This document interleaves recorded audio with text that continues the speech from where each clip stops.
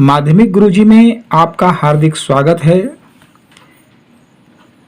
विद्यार्थियों, आज मैं आपको पश्चिम बंगाल के माध्यमिक बोर्ड के अंतर्गत क्लास 7 के विद्यार्थियों के लिए गणित के किताब का प्रश्नमाला 2.3 के बारे में चर्चा कर रहा हूं। इस अध्याय में जो सवाल आप लोगों को समझने में कठिनाई होगी, मैं उस सारे सवालों को एक एक करके हल कर रहा हूं और जो बचे हुए सवाल होंगे आप इसके आधार पर बनाने का प्रयास करेंगे। उम्मीद है बन जाएगा। तो चलते हैं हम 1 नंबर के तरफ। 1 नंबर में कहा गया है कि पिछले वर्ष रसकुंडू ग्राम में साक्षर और निरक्षर लोगों की संख्या का अनुपात 4:1 था। ग्राम की जनसंख्या 6550 हो तो साक्षर और निरक्षरों की कुल संख्या कितनी होगी अलग अलग। तो इसमें पहले बताएंगे कुल जनसंख्या। कुल जनसंख्या कितना है तो 6550। अब इसमें साक्षर और अनुपात निरक्षर। साक्षर मतलब पढ़ा लिखा, निरक्षर मतलब नहीं पढ़ा लिखा। तो साक्षर और निरक्षर का अनुपात कितना है 4:1। अब इसको कैसे निकालेंगे? इतने जनसंख्या में कितने लोग साक्षर हैं, कितने लोग निरक्षर हैं? इसको निकालने का तरीका है कि अनुपातों का योग करेंगे। अनुपातों का योगफल कितना हुआ 4 + 1 = 5। अब साक्षरों की संख्या इस तरह से लिखेंगे।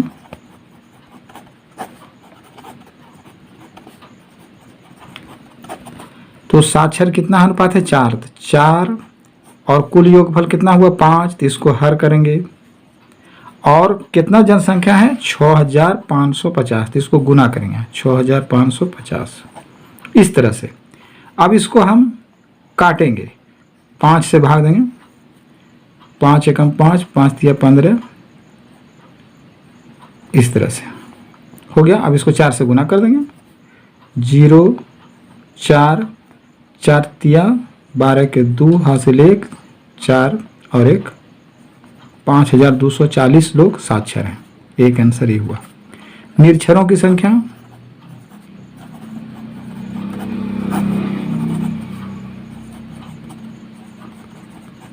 निरक्षरों का अनुपात कितना है 1, तो 1 अंश होगा। कुल योगफल है 5, तो 5 नीचे हर हो जाएगा और गुना 6550 में इसको डिवाइड करना है, तो इसको काटेंगे, वही हो गया इसका। अब इसको 1 से गुना करेंगे तो उतना ही आएगा 1310। एक आंसर ही हो गया, एक आंसर ही हो गया।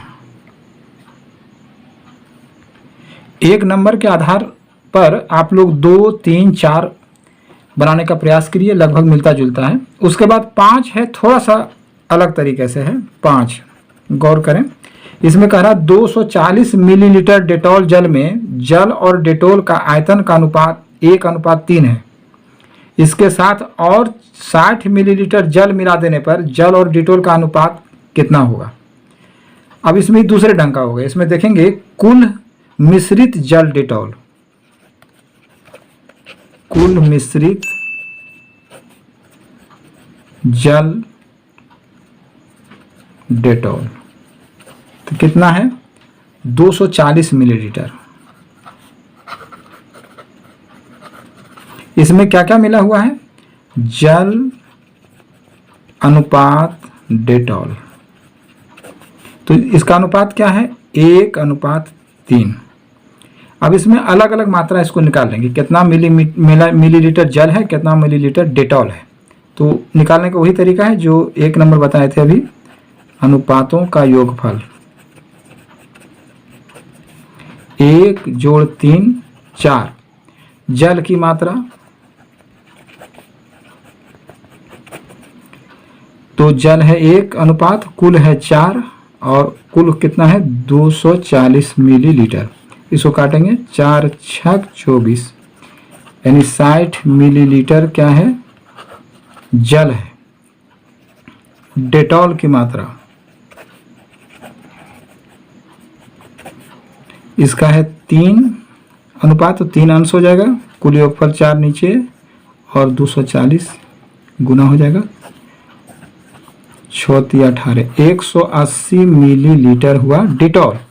अब इसमें कहा जा रहा है कि 60 मिलीलीटर जल मिलाने पर 60 मिलीलीटर जल मिलाने पर जल कितना हो जाएगा? जल की मात्रा पहले थी 60, अब हो गया 60, मिला दिया तो कितना हो गया 120 मिलीलीटर। अब इसका अनुपात कब पूछता है? अब निकालिए जल अनुपात डेटॉल।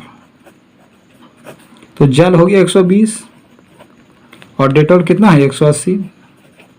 अब इसको अनुपात लेके काट के छोटा कर दिए, देखिए 1 0 1 0 कट गया। अब इसको हम 6 से काटेंगे तो 6 दूनी 12 6 × 18 यानी अब इसका नया अनुपात क्या बन गया 2:3। यही हो गया इसका आंसर। नेक्स्ट सवाल हम 7 नंबर में चलते हैं। 7 नंबर में देखते हैं क्या है।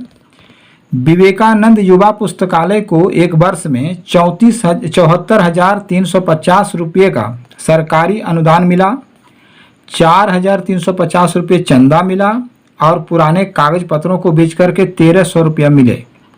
ये सब रुपया को किस मद पर खर्च किया? देखिए 3 मद पर खर्च किया, किताब खरीदने में, पुरानी पुस्तकों को जिल्द लगवाने में और पुस्तकालय के कर्मचारियों को वेतन देने में खर्च हुआ, जिसका अनुपात है 15:3:2।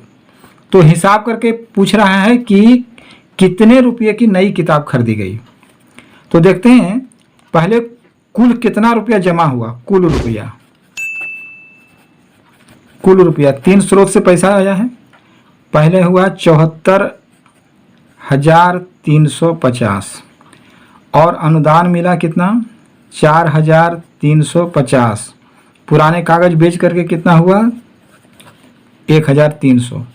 तो कुल रुपया कितना हुआ इसको जोड़ेंगे 0 5 5 10 हासिल 1 3 3 9 10 हासिल 1 4 4 8 1 9 1 10 हासिल 80,000 रुपया हुआ। अब इसमें कह रहा है कि नए किताब जो खरीदी गई वो कितना रुपया का खरीदी गई। तो इसमें 3 कामों का अनुपात दिया हुआ है। नई किताब खरीदना अनुपात जिल्द अनुपात वेतन। तो हमको सिर्फ नई किताब का आंसर निकालना है। तो देखिए इसका अनुपात है 15, जिल्द का अनुपात है 3 और वेतन का अनुपात है 2। चलिए अनुपातों का योगफल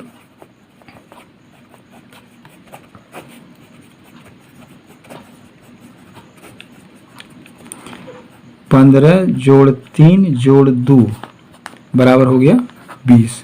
अब नई किताब खरीदने पर खर्चा।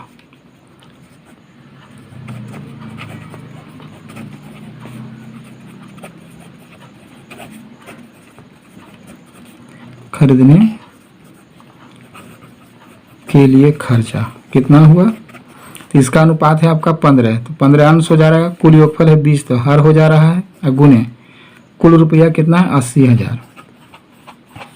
इस तरह से हुआ। अब इसको काटिए, देखिए 1 0 1 0 यहाँ कट गया 2 चौक 8 यानी 15 चौका 60,000 रुपया का नई किताब खरीदेगी। यही आंसर है। एक ही चीज पूछ रहा है इसलिए एक ठो ही निकालें। नेक्स्ट हम 8 नंबर की तरफ चलते हैं। लिखा है किसी एक ट्रेनिंग सेंटर में 1050 व्यक्ति ट्रेनिंग लेने आए हैं। उनको 3 बड़े हॉलनुमा कमरे में 11:3:3:2 अनुपात में बैठने दिया गया। तो प्रत्येक हॉलनुमा कमरे में कितने लोग बैठेंगे। इसमें अनुपात बटे में है। अब इसको कैसे, ये थोड़ा सा कठिन है, ध्यान देखें। कुल व्यक्ति पहले देखें, कुल व्यक्ति कितना है 1050। इसमें 3 कमरे में बैठने का अनुपात, 3 कमरे में बैठने का अनुपात कैसे है, 11 है अनुपात 3 है अनुपात 3/1/2 है। अब ये पूर्णांक है, इसको थोड़ा सा समझिए कैसे इसको सीधा करते हैं। तो देखिए 11 अनुपात 3 अनुपात 3 दूनी 6 7/2 हुआ, इसको पूर्णांक तोड़े।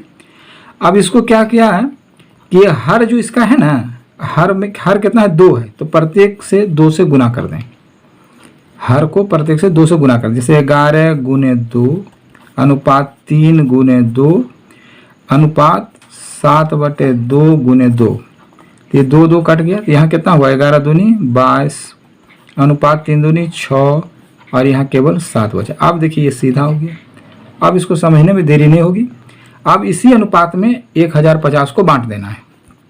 तो चलिए अनुपातों का योग उसी तरह से 22 जोड़ 6 जोड़ 7 बराबर कितना हो गया 35। अब इसको पहला कमरे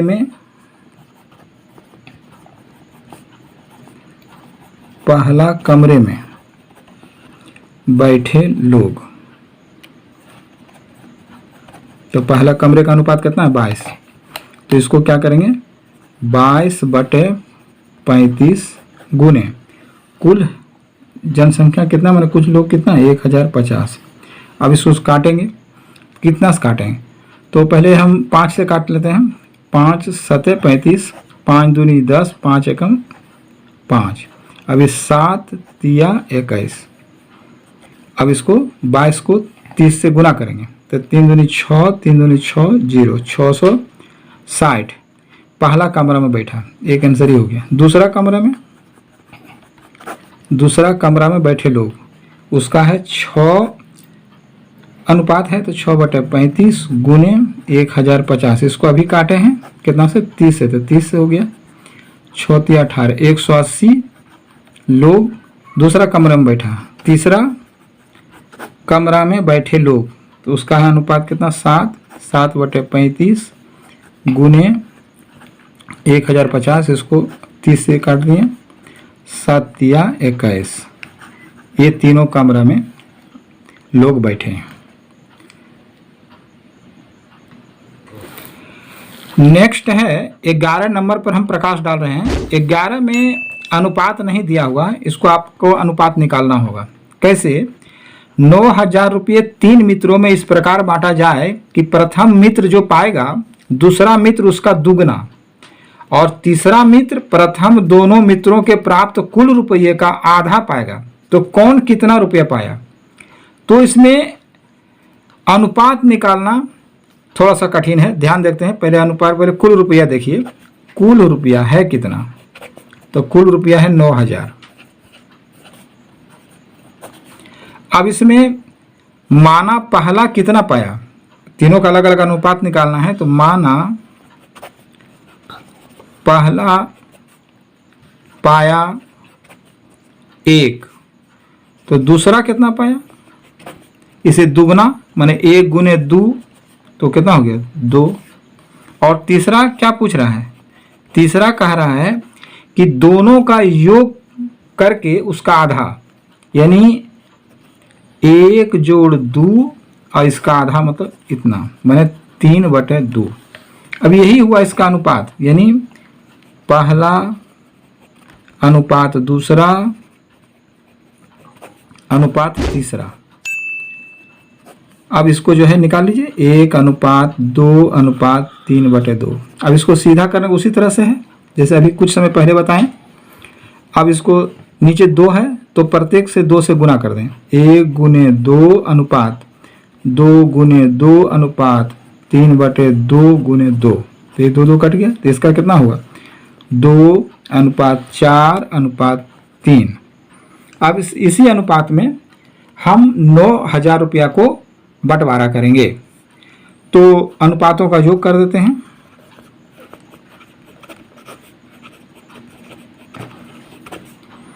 दो जोड़ 4 जोड़ 3 कितना हो गया 9।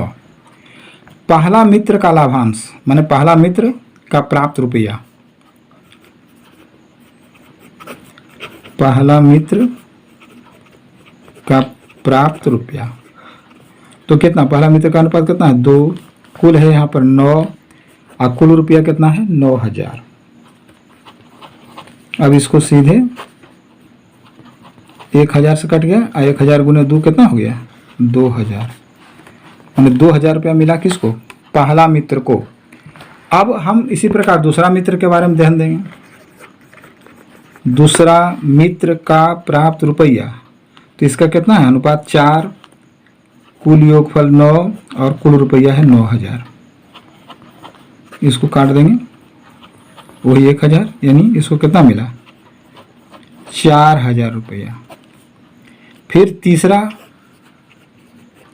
मित्र का कुल प्राप्त रुपया, ये हो जाएगा 3/9 गुने 9000, यानी कितना हो गया 3000 रुपया। यानी 9000 रुपया बंटवारा, पहला मित्र को कितना मिला 2000 रुपया, दूसरे मित्र को मिला 4000 रुपया और तीसरा मित्र को मिला 3000 रुपया। इसमें केवल अनुपात निकालना कठिन था। विद्यार्थियों, शेष बचे हुए सवाल इसी तरह बनाने का प्रयास करें। यदि बनाते समय कहीं अटक जाते हैं तो कमेंट बॉक्स में कमेंट करें, हम पुनः आपकी समस्याओं का समाधान करेंगे। यदि ये वीडियो आपको पसंद आई तो अपने दोस्तों के बीच शेयर करें ताकि आपके दोस्तों को भी लाभ हो। यदि मेरे चैनल पर प्रथम हैं तो सब्सक्राइब करना ना भूलें। मिलते हैं फिर दूसरे वीडियो के साथ।